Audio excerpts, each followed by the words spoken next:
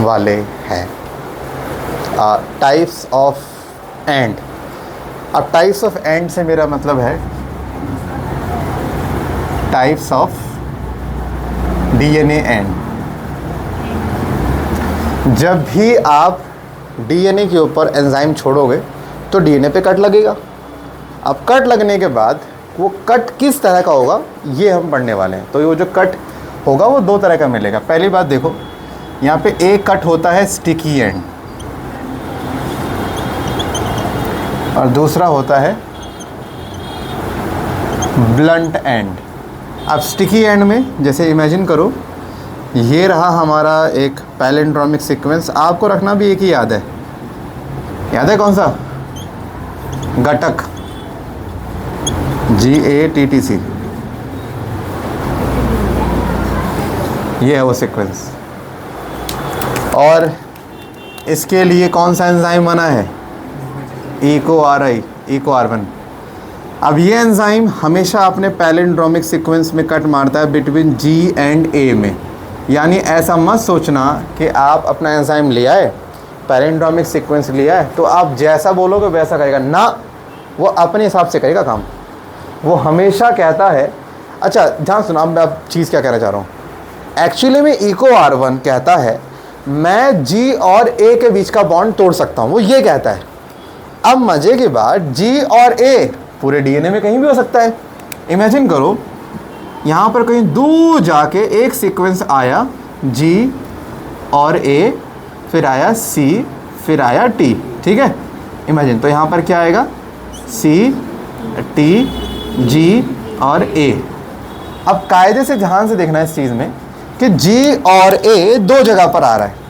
एक तो G और A यहाँ पर आया, यानी ये आया नॉन पैलिंड्रोमिक सीक्वेंस में आया एक तो, और एक आया पैलिंड्रोमिक सीक्वेंस में।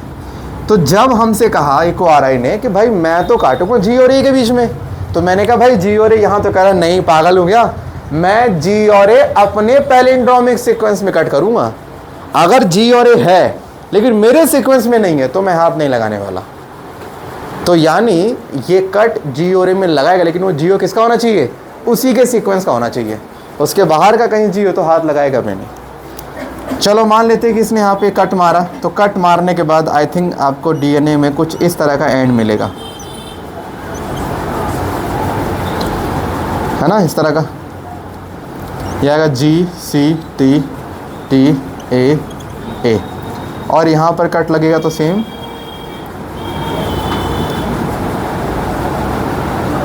यहाँ पर आएगा तुम्हारा A, T, T, क्या आएगा? C, G। अब सोचो यहाँ पे,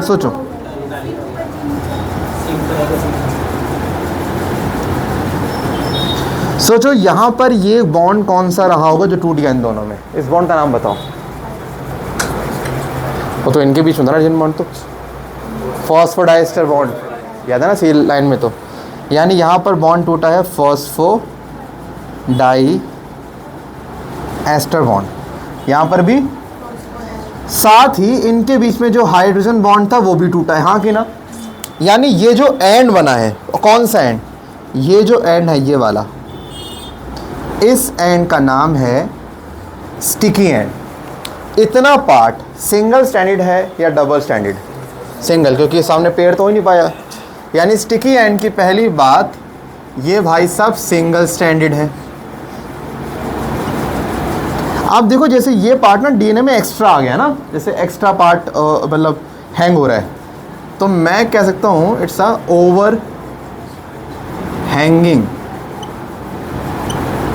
एसएस या overhanging stretch of DNA कह सकता हूँ। यानी डीएनए का वो पार्ट जो हल्का सा ओवर एक्सटेंड हो गया, ऐसा हमें लग रहा है। अच्छा ठीक है, एक बात देखते हैं ब्लंट एंड कैसे बनता होगा। मान लीजिए मैंने यहाँ पे लिया CCC CCC और इमेजिन करो इसका जो एंजाइम है, लेट्स सपोज मैंने एंजाइम का नाम लिखा SMA फर्स्ट। ये एंजाइम कह रहा भाई मैं C और G के बीच में कट मारूंगा अपने, इसका पैलिंड्रोमिक सीक्वेंस है CCC इसका मान लेते हैं। ये कह रहा मैं कट मारूंगा बिटवीन C एंड G, तो भाई C एंड G तो एक यहाँ पड़ रहा है और एक यहाँ पड़ रहा है। और जब ऐसे कट लगेगा तो आप बताइए इस कट के बाद हमें डीएनए कुछ कुछ ऐसा सा मिलेगा, हाँ कि ना?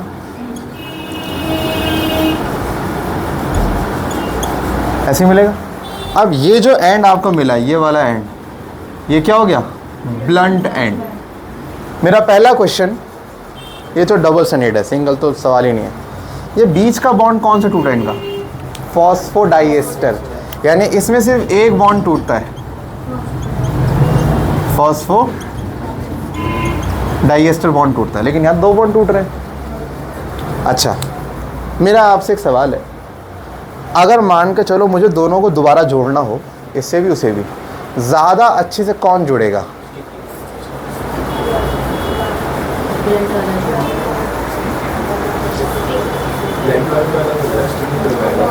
मेरा क्वेश्चन है, तो अगर मुझे दोबारा जोड़ना हो उनको कि यार गलती से अलग हो गए, जोड़ना है इनको, तो कौन सा एंड बहुत अच्छे से जुड़ेगा? रीज़न क्या होगा स्टिकी का? पहली बात तो सरफेस एरिया इसको ज़्यादा बड़ा है, इसका सरफेस एरिया छोटा है। सोचो इतने पार्ट से कनेक्ट होना और वो उतने पार्ट से कनेक्ट होगा, ज़्यादा नंबर ऑफ बॉन्ड्स कहाँ बनेंगे? उस केस में ज़्यादा स्ट्रेंथ कहाँ आएगी? वहाँ आएगी। यानी हम जब भी दो डीएनए को कट करते हैं तो हम कोशिश करते हैं कि जिन दो डीएनए को जोड़ रहे हैं उनका एंड कौन सा बने? स्टिकी बने, ताकि जुड़े अच्छे से। लेकिन डीएनए जोड़ने के लिए हमें क्या चाहिए होता है? DNA ligase enzyme. तो एक्चुअली में जो मैंने ग्रीन सा दिखाया है ये है डीएनए लाइगेज एंजाइम। अब मुझे बताइए डीएनए लाइगेज एक ग्लू की तरह काम करेगा।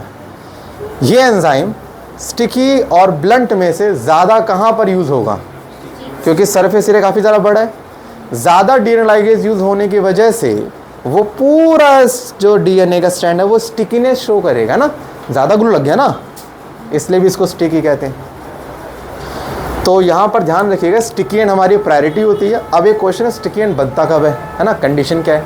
कंडीशन सिंपल सी है, अगर पैलिंड्रोमिक सीक्वेंस के सेंटर से कट दूर लग रहा हो, सेंटर से दूर लगेगा कट अपोजिट स्ट्रैंड पे, तो हमेशा आपको क्या मिलेगा? Sticky and. लेकिन अगर कट सेंटर पे लग रहा है बिल्कुल और दोनों अपोजिट स्ट्रैंड पे सेम पॉइंट पे कट लग रहा हो, तो क्या मिलेगा? Blunt and. लेकिन हमारी प्रायोरिटी किसकी रहेगी? स्टिकी। हमारी प्रायोरिटी हमेशा से जोड़ना ज़्यादा बेटर रहेगा इसके लिए।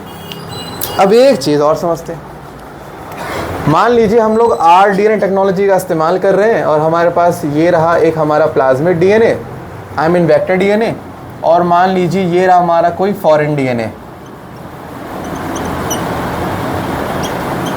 फॉरेन डीएनए या एलियन डीएनए। और पहली बात, फॉरेन डीएनए एलियन डीएनए किसी डीएनए का नाम नहीं है भाई, इंग्लिश पढ़ी है वो, इसका मतलब फॉरेन मतलब क्या? बाहरी। सेल के लिए कोई भी बाहर की चीज़ क्या होती है? फॉरेन ही तो होती है। अब वो जिसका नाम होगा वो होगा जो मर्जी XYZ जीन। मान लो मुझे इसे जोड़ना है, तो मैं यहाँ पर भी एक रेस्ट्रिक्शन एंजाइम छोड़ूंगा और यहाँ पर भी एक रेस्ट्रिक्शन। अब मेरा एक क्वेश्चन ये है, ये दोनों एंजाइम सेम होने चाहिए कि डिफरेंट होने चाहिए? क्योंकि अगर डिफरेंट हुए तो पता दिक्कत क्या आएगी? गलती से मान लो वहाँ बन गया स्टिकी एंड, यहाँ बन गया ब्लंट एंड। एंजाइम अलग है ना, एंजाइम अलग, दोनों का पैलिंड्रोमिक सीक्वेंस अलग, पैलिंड्रोमिक सीक्वेंस तो दोनों का कट अलग। अब दोनों का कट अलग तो जोड़ोगे कैसे?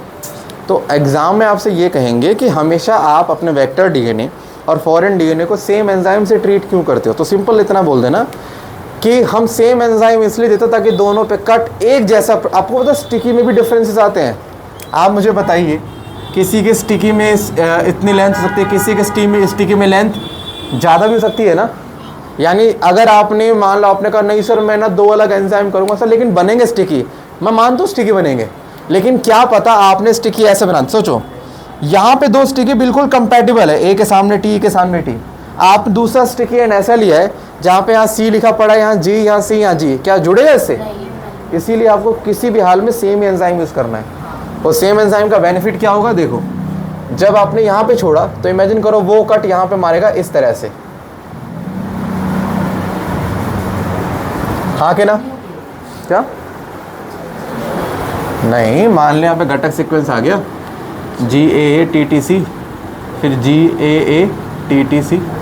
अब देख ले यहाँ कट लगेगा, यहाँ कट लगेगा, तो डीएनए ऐसे खुलेगा ना पूरा। अनलॉक हो जाएगा जैसे यहाँ हुआ ये वाला। जोड़ दे इसको प्लास्टिक से पूरा ये वाला।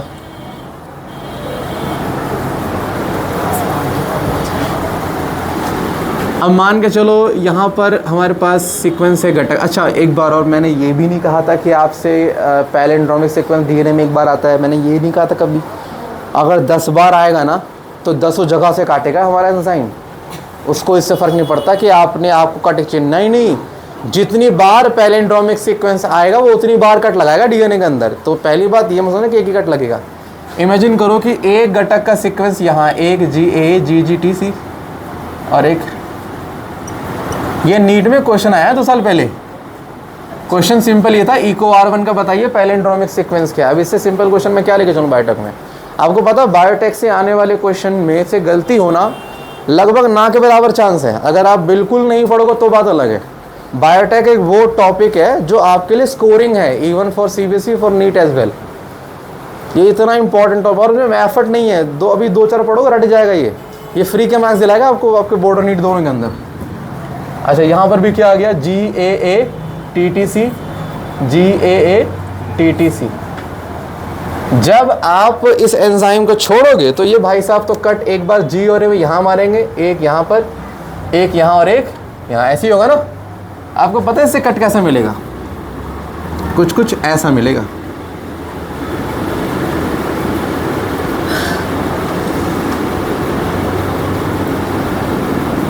ऐसा कट मिलेगा।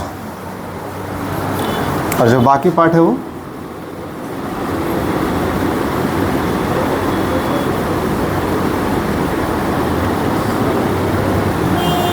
पता लग गया, देख लो ना। यहाँ पे कट कैसा लगेगा, ऐसे से ऐसे ही तो होगा, देख लो। बाकी अलग कर दो। अब मुझे बताओ ये दोनों एंड्स कंपैटिबल है कि नहीं, तभी तो दोनों को हम सेम डीएन लाइगेज से जोड़ेंगे। और डीएन लाइगेज से जोड़ने के बाद ये कुछ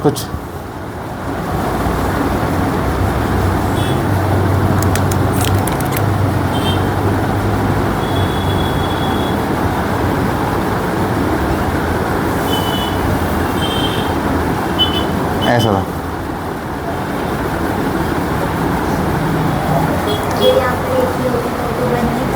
क्या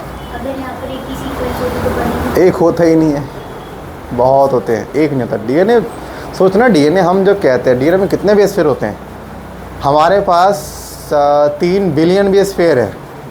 हमारे पास सीक्वेंस भी कई बार रिपीट हो रहा है हमारे पास, तो सबके पास सीक्वेंस ऐसा होता है। बाकी ना तो हम जुगाड़ू दे, हम बहुत जुगाड़ू भाई, हम सीक्वेंस कहीं ना कहीं एडजस्ट कर देते हैं कोई ना कोई। अगर मान ले नहीं है सीक्वेंस, चल ठीक है मान ले ये नहीं है, लेट सपोज, चल ठीक है मान ले ये नहीं है, कोई और तो सीक्वेंस होगा, मान ले कोई और पैलिंड्रोमिक सीक्वेंस मिल जाए, हम वो उस पैलिंड्रोमिक सीक्वेंस का एंजाइम ढूंढ लेंगे, वो एंजाइम ले आएंगे। वो तो कोई ना कोई तरीका निकल ही जाता है। हाँ इसको लिख लो। क्या